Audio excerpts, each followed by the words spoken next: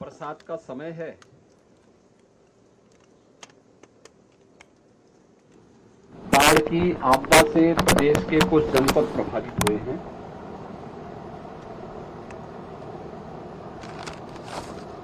एक ही समय में प्रदेश के कुछ जनपदों को बाढ़ की त्रासदी का और कुछ जनपद सूखे से प्रभावित हैं।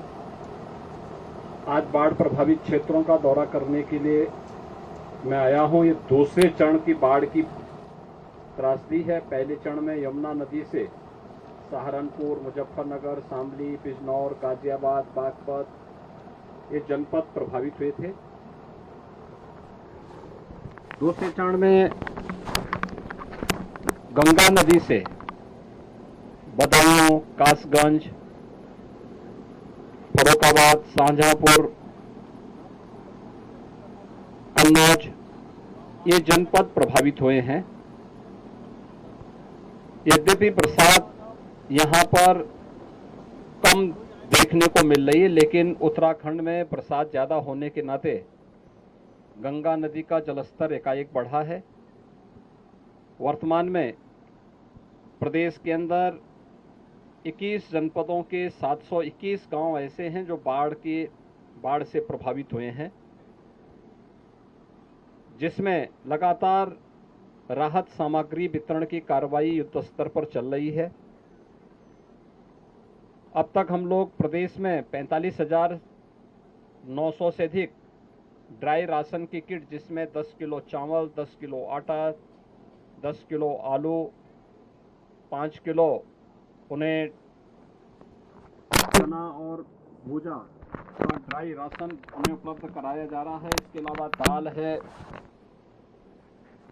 रिफाइंड तेल है, मसाले हैं, बरसाती है, ये सभी उपलब्ध करवाने के साथ साथ डिग्निटी किट भी उपलब्ध करवाने की कार्रवाई युद्ध स्तर पर की जा रही है। बाढ़ प्रभावित क्षेत्रों में जिस प्रकार से मनुष्यों को राहत के लिए ड्राई राशन उपलब्ध कराया जा रहा है, पशुओं के लिए भी चारे की व्यवस्था, जहां पे पूरा गांव घिर चुका हो, वहां पे कोई अन्य व्यवस्था न हो, वहां पे पशुओं के लिए भी राहत की जिससे चारा की वितरण की व्यवस्था वहां पर उपलब्ध करवाने के निर्देश दिए गए हैं। इसके साथ ही स्वास्थ्य विभाग को और अन्य संबंधित विभागों को भी इसके लिए अलर्ट किया गया है। प्रदेश में 2000 से अधिक नौकाओं को राहत और बचाव कार्य के साथ साथ 15 टीमें एनडीआरएफ, एसडीआरएफ और पीएसी की फ्लड यूनिट की लगी हुई हैं, जो राहत और बचाव के कार्यों के साथ जुड़ी हुई हैं। प्रभारी मंत्री, जिले के माननीय सांसद, विधायकगण, इन सब के नेतृत्व में बचाव और राहत कार्यों को युद्ध स्तर पर आगे बढ़ाया जा रहा है।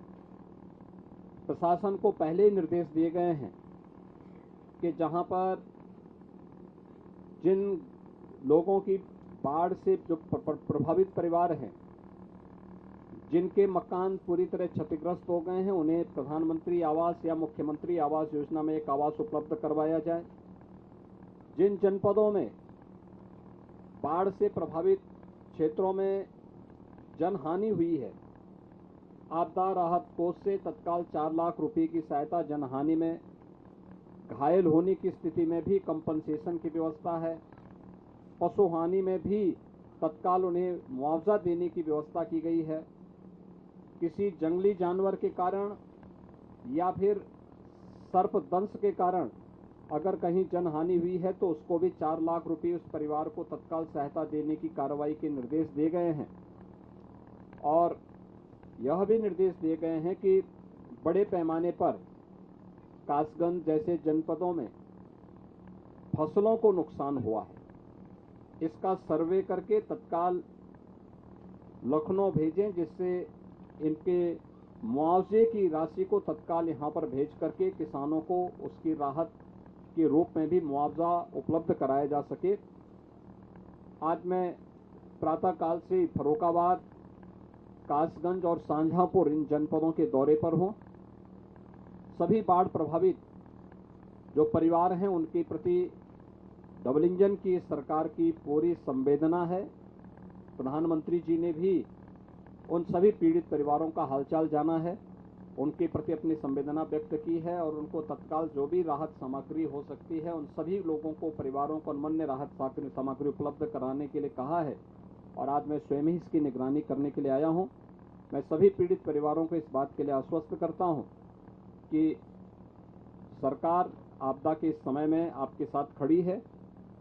कासगंज में हम लोगों ने यहाँ पर बाढ़ बचाव के लिए पहले से कुछ उपाय भी किए थे।